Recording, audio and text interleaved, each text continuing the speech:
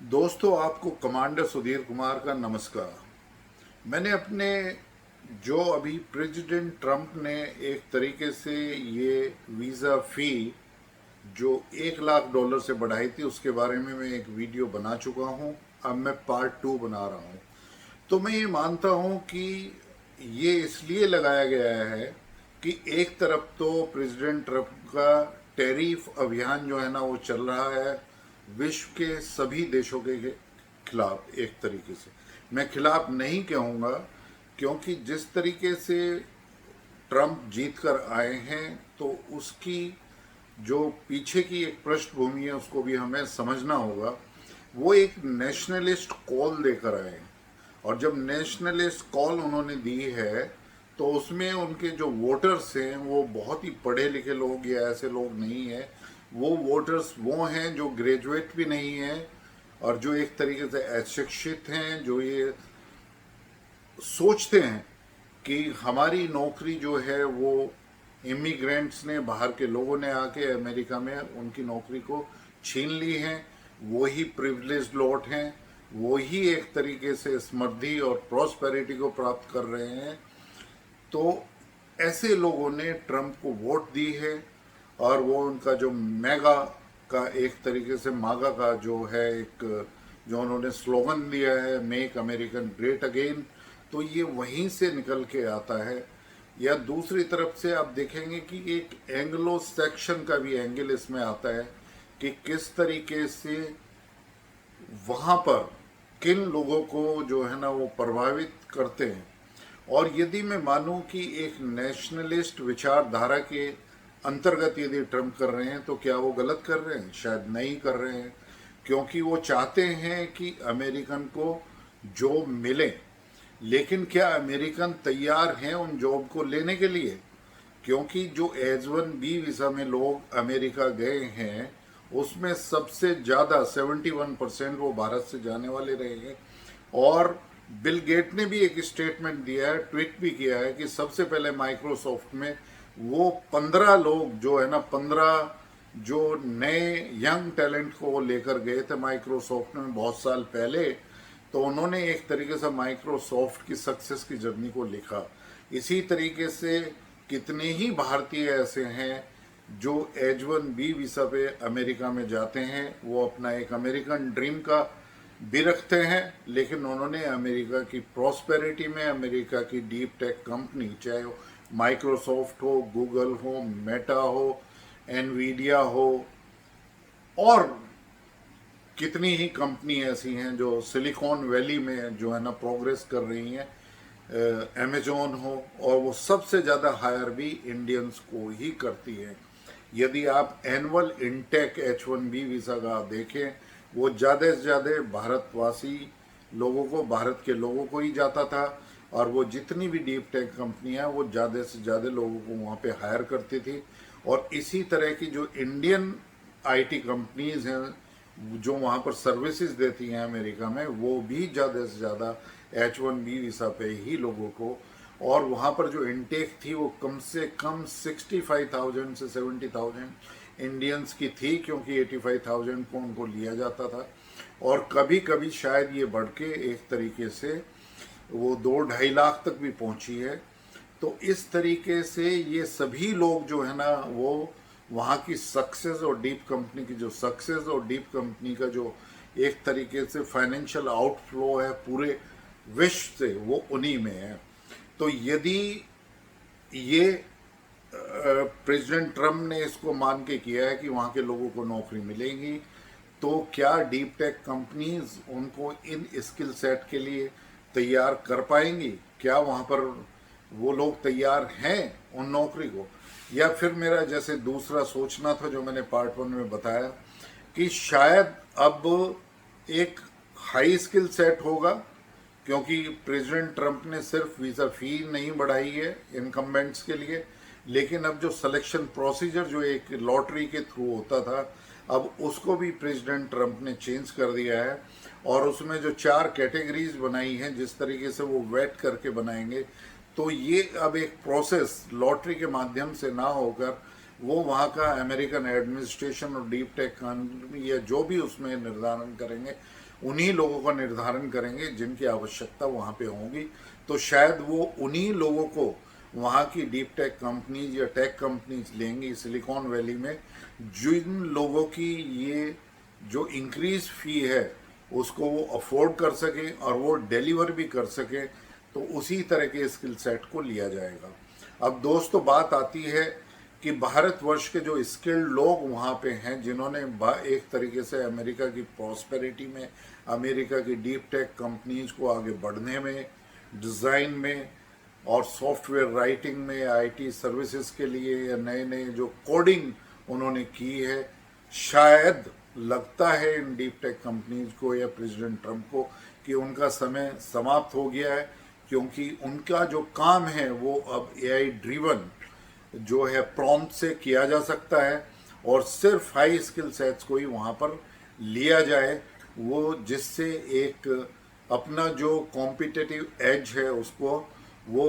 निरंतर प्राप्त करते रहें, लेकिन जो लोअर स्किल के लोग हैं उनको सैलरी ना देनी पड़े, उनका बर्डन उन पे। चलो देखते हैं, यदि प्रेसिडेंट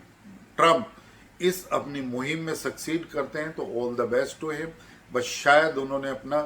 होमवर्क नहीं अच्छी तरीके से किया है, क्योंकि अमेरिकन ना तो अभी मैन्युफैक्चरिंग में जा सकते हैं एक तरीके से, और ना ही एक तरीके से इन स्किल सेट को इतनी जल्दी सीख सकते हैं, उसमें स्किल हो सकते हैं। तो ये अमेरिका को एक प्रॉब्लम होगी। But anyway if I take this कि ये जो टैलेंट था जो भारतवर्ष से वहाँ पर जा रहा था H1B वीज़ा पे, तो वो सारे के सारे जो है ना वो इंडिया में एब्जॉर्व हो सकते हैं। इंडिया की एक अपनी कंपनी जोहो है, जिसके जो है ना मिस्टर वैम्बू वहीं से आए हैं और उन्होंने तमिलनाडु के एक गांव में जो है ना जो एक तरीके से जोहो कंपनी का निर्माण किया था उन्होंने, जोहो कॉरपोरेशन करके, उसके आज बहुत ज़्यादा क्लाइंट्स हैं। और उन्होंने एक स्वदेशी कंपनी किया जिसमें उनके फैमिली के मेंबर, उनकी बहन, उनके भाई और वो खुद ही उसमें शेयर होल्डर हैं और कुछ भारतीय शेयर होल्डर हैं। इस कंपनी में कोई आईपीओ नहीं किया है, कोई शेयर होल्डिंग बाहर से नहीं है, अपना ही पैसा है, ना कोई लोन से लिया है। और उनकी जो फाइनेंशियल बैलेंस शीट है वो करीब 9,000 करोड़ सालाना की है और उसमें से करीब करीब 3,000 करोड़ के करीब 30% के करीब जो है ना वो प्रॉफिट भी कमा रहे हैं। ये पूरे विश्व लेवल पे 50 से ज़्यादा कंट्रीज़ को अपनी जो है ना प्रोडक्ट वो दे रहे हैं, सुविधाएं दे रहे हैं। और उसमें बहुत बड़ी बड़ी कंपनीज इनके ऊपर हैं जो आप इनकी वेबसाइट पर जाकर देख सकते हैं। तो ये इस कंपनी ने एक तरीके से जो उनके एमडी प्रमोटर जो हैं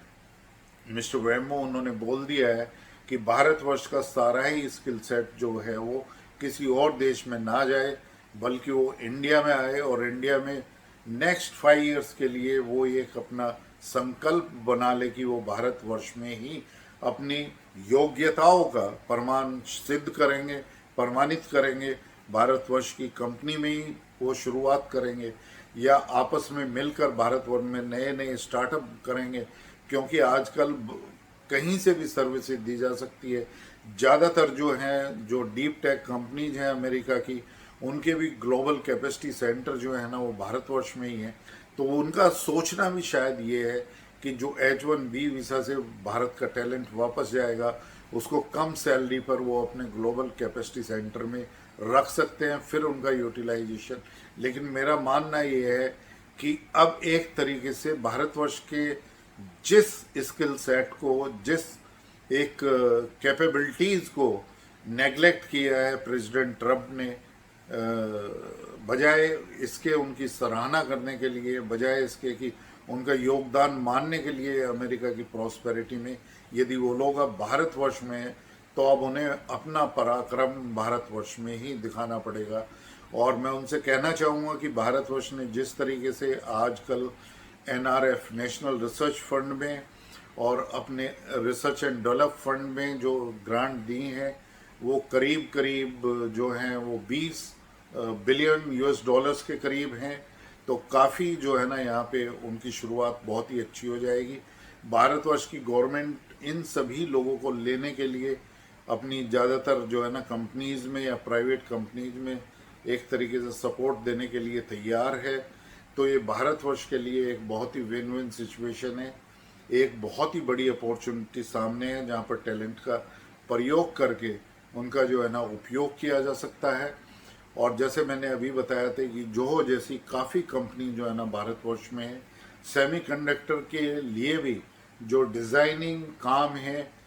2 नैनो और 3 नैनोमीटर की भी जो है ना चिप्स को जैसे भारतवर्ष डिज़ाइन कर रहा है, तो उसमें भी उनका बहुत बड़ा एक तरीके से योगदान हो सकता है। तो प्रेसिडेंट ट्रंप ने जो एक चुनौती भारतवर्ष के सामने रखी है, तो उस चुनौती को स्वीकार करते हुए हमारा जितना भी टैलेंट है वो भारतवर्ष में ही रहें और यहीं पर अपना काम करें, और जोहो की तरीके से वो भारतवर्ष में आकर 2 टायर 3 टायर टाउन्स में रह के, अब आप देखिए कि भारतवर्ष में किस तरीके का जो है ना वो इंफ्रास्ट्रक्चर हो गया है, इलेक्ट्रिसिटी 24/7 और सारी सुविधाएं, इंटरनेट पेनिट्रेशन और ये सब चीज़ें इस तरीके से हो चुकी है कि यहाँ पर ऑलरेडी करीब जो है ना 1800 के करीब जो है ना ग्लोबल कैपेसिटी सेंटर्स ऑलरेडी काम कर रहे हैं, और उनको सेटअप करने के लिए जो हमारे जीपीयूज़ हैं उनकी भी संख्या बढ़ती जा रही है। और जीपीयू के साथ साथ जो है ना वो एआई में काम करने के लिए यदि जीपीयू की संख्या बढ़ रही है तो आप एआई ड्रिवन एनालिटिक्स या एआई टूल्स, इस तरीके से एआई सपोर्टेड एनालिटिक टूल्स को जो है ना आप यहाँ पर विकसित कर सकते हैं उनकी तरीके से, चैट जीपीटी और ये। तो शॉर्टली आप पाएंगे कि भारतवर्ष एक तरीके से जो अमेरिका की टेक कंपनीज हैं जैसे गूगल की सर्विसेज हैं वो यहाँ के होम ग्रोन प्रोडक्ट से, हो सकता है कि जो की प्रोडक्ट से या माइक्रोसॉफ्ट प्रोडक्ट से उनको जो है ना हम रिप्लेस करें, क्लाउड कंप्यूटिंग को अपनी ही प्रोडक्ट से उनको रिप्लेस करें। तो इस तरफ भारतवर्ष अब आगे बढ़ रहा है। भारतवर्ष में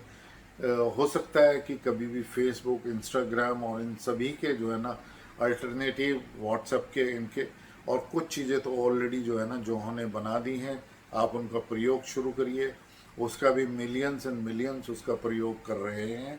तो इस तरीके से भारतवर्ष को ये एक वीज़ा की फ़ीस बढ़ाने के लिए जो प्रेसिडेंट ट्रंप की कवायद है उससे कोई बहुत बड़ा चैलेंज नहीं उत्पन्न हुआ है, बल्कि एक भारतवर्ष के लिए बहुत ही अच्छी अपॉर्चुनिटी पैदा हुई है। तो दोस्तों अब इससे आगे देखना है कि भारतवर्ष में AI mission,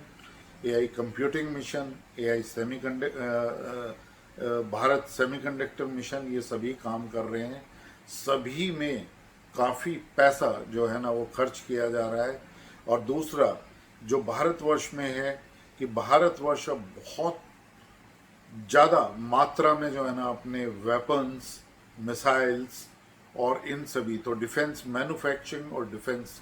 designing and manufacturing और दूसरे स्पेस टेक्नोलॉजी, ओशन एक्सप्लोरेशन, इस तरीके से काफ़ी क्षेत्रों में बड़ी तेज़ी से जो है ना वो प्रोग्रेस कर रहा है। आज जो है बड़ी से बड़ी विश्व की कंपनी जो है ना वो भारतवर्ष में chip designing, chip assembly and testing और चिप फैब्रिकेशन एंड पैकेजिंग, इन सभी का काम जो है ना वो शुरू हो रहा है। 9 के करीब कंपनी सेमीकंडक्टर मिशन में आने जा रही हैं। इसी तरीके से PLI स्कीम से, प्रोडक्ट लिंक्ड इंसेंटिव स्कीम से हमारा मैन्युफैक्चरिंग बढ़ता जा रहा है, जिसका काफ़ी अच्छा प्रभाव डिफेंस मैन्युफैक्चरिंग में। अब डिफेंस के लिए काफ़ी डिफेंस प्रोडक्ट्स का, अपने वेपन सिस्टम्स का भारतवर्ष एक तरीके से एक्सपोर्ट कर रहा है। तो भारतवर्ष को अपने उस टैलेंट की जो बाहर सिलिकॉन वैली में जाकर काम करता था, अब ज़रूरत आ गई है कि भारत का ये टैलेंट भारत में ही रुककर एक नहीं कम से कम 5-6 सिलिकॉन वैलीज बनाए, क्योंकि ऑलरेडी बेंगलोर, हैदराबाद, नोएडा, ये इस तरीके से जो है ना ये हब ऑलरेडी सिलिकॉन वैली की तरह से उभर रहे हैं। उधर धोलेरा आ रहा है, सनंद गुजरात में, आसाम में मैन्युफैक्चरिंग के लिए, डिफेंस कॉरिडोर एक तमिलनाडु में और एक यूपी में, जो तरह तरह की सुविधाएं जो है ना, हर तरह की सुविधाएं जो है ना अपने न्यू स्टार्टअप और न्यू कमर्स को दे रहे हैं।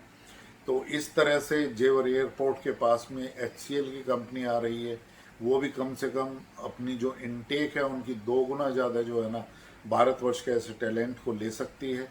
जिससे ये सभी लोग जो H1B वीज़ा में। लेकिन अब सोचने का कारण ये है कि अमेरिका को सोचना पड़ेगा कि जितनी भी ये कंपनीज हैं जो अमेरिका की यहाँ पर सर्विसेज, चाहे वो गूगल हो, माइक्रोसॉफ्ट हो, मेटा हो, और आपका इंस्टाग्राम, फेसबुक, व्हाट्सएप, ये सभी तरह की जो सर्विसेज भारतवर्ष में हैं, ये काफ़ी पैसा जो है ना भारतवर्ष से कमा रही हैं। तो भारतवर्ष भी सोच सकता है कि इन कंपनीज की सर्विसेज को यहाँ पर करने दिया जाए या उन पर कुछ टैक्स लगाया जाए। तो ये सारी चीज़ें जो है ना अब सोचने पे भारतवर्ष भी मजबूर होगा। दूसरी तरफ जो बिग फोर एक तरीके से PwC है, डेलॉइट्स है, मैकेंजी है, ये कंपनी जो 4 बिग फोर हैं कंसल्टेंसी की, ये भी कम से 60 से 65 हज़ार रुपये भारतवर्ष के मार्केट से कमाती हैं। तो क्या इनको यहाँ पर ऑपरेट करना दिया जाए या उन पर किस तरीके का जो है ना वो एक टैक्स या कुछ चीज़ें जो है ना लगाई जाए, इन सभी को देखा जाएगा। दूसरी तरफ भारतवर्ष टैरिफ वॉर में जो अपना फ्री ट्रेड एग्रीमेंट करने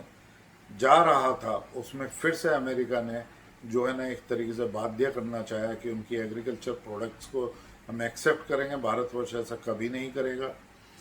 और इन सभी चीज़ों को ध्यान में रखते हुए अब समय आ गया है कि अमेरिका हर एक चुनौती जो भारतवर्ष को मिल रही है, उस चुनौती को अच्छी तरीके से स्वीकारते हुए और उसका एक तरीके से रिवेंज में कोई भी रिप्लाई जो है ना भारतवर्ष उसमें विश्वास नहीं रखता है। भारतवर्ष आज भी अमेरिका को एक स्ट्रेटेजिक पार्टनर मानता है। भारतवर्ष अभी भी काफ़ी डिफेंस डील को इंटैक्ट रखना चाहता है। जो 404 इंजन है GE का, या F414 जो इंजन है अपने तेजस MK1 MK2 या एमका के लिए, अभी भी वो हमारा पैक्ट इंटैक्ट है। बल्कि चिनूक हेलीकॉप्टर्स लेना चाहते हैं, ट्रांसपोर्ट प्लेन या एवेक्स के जो प्लेन्स लेना चाहते थे, उनके लिए भी भारतवर्ष अभी अग्रसर है। भारतवर्ष अपनी मिलिट्री एक्सरसाइज भी सबसे बड़ी वो US के साथ में अलास्का में कर रहा है। तो इस तरीके से भारतवर्ष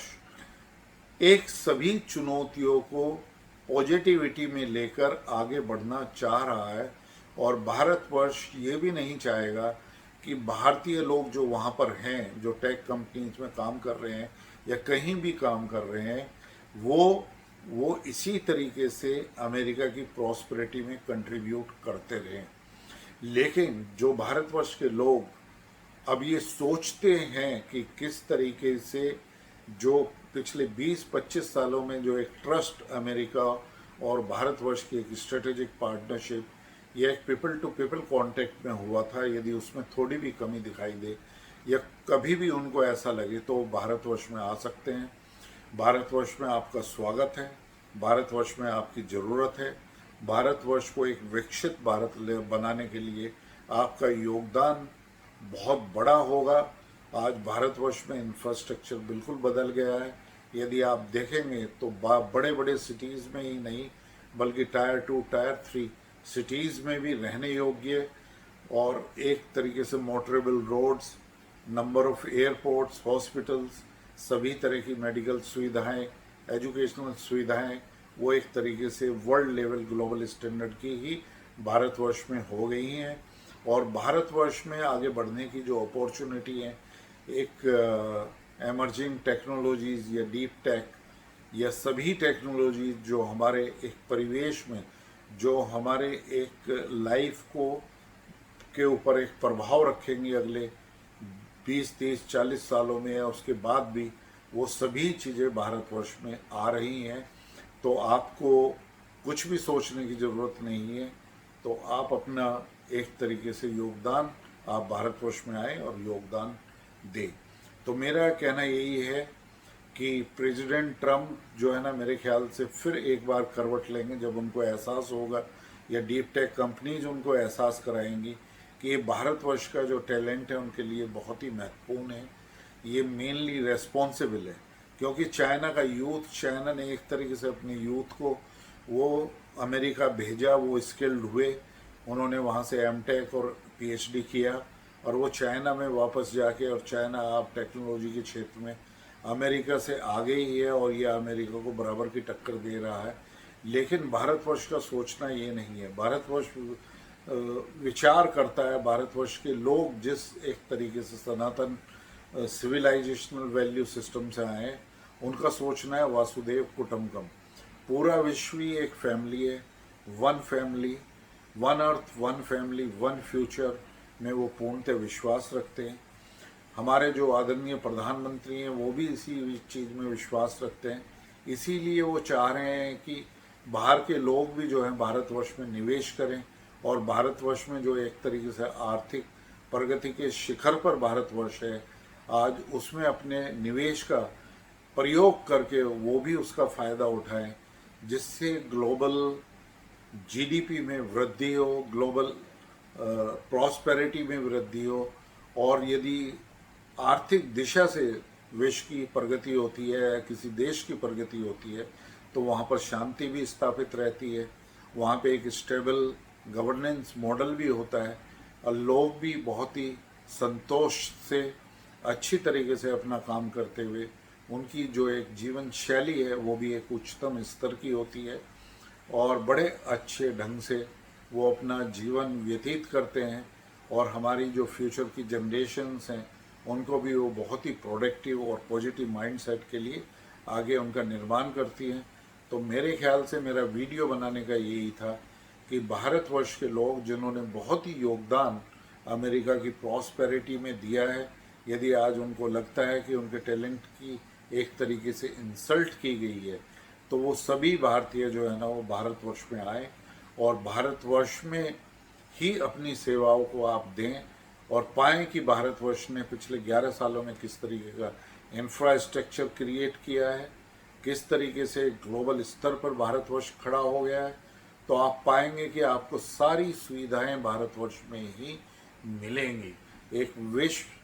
कोटि का जो है ना आपको इंफ्रास्ट्रक्चर को अनुभव करने का आपको एक तरीके से आप पाएंगे। तो आप आइए, भारतवर्ष आपका इंतज़ार कर रहा है, और भारतवर्ष को आपके एक तरीके से स्किल सेट पर ही नहीं, भारतवर्ष को पता है कि भारतवर्ष के लोग किस तरीके से अपने देश को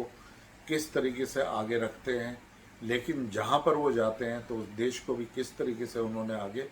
बढ़ाया है। तो इसी के साथ आप बिल्कुल भी कोई भी संशय आपके दिमाग में नहीं होनी चाहिए, और आप भारतवर्ष में आए। तो दोस्तों, इसी के साथ